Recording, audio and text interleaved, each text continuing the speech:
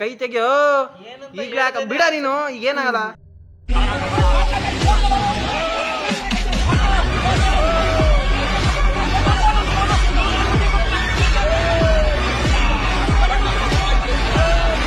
ಬರೋ ಸೆಂಟ್ರಿಗೆ ಬರೋ, ಫಾಸ್ಟಾಗಿ ಬಾ ಫಾಸ್ಟಾಗಿ ಬಾ ಫಾಸ್ಟಾಗಿ ಬಾ ಫಾಸ್ಟಾಗಿ ಬಾ ಫಾಸ್ಟಾಗಿ ಬಾ ಫಾಸ್ಟಾಗಿ ಬಾ.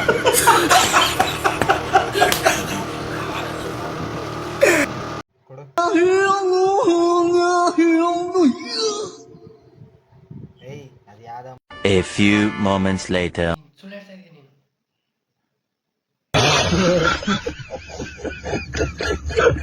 1 hour later.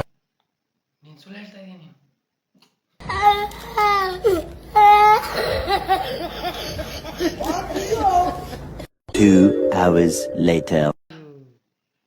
எங்கடா பாத்து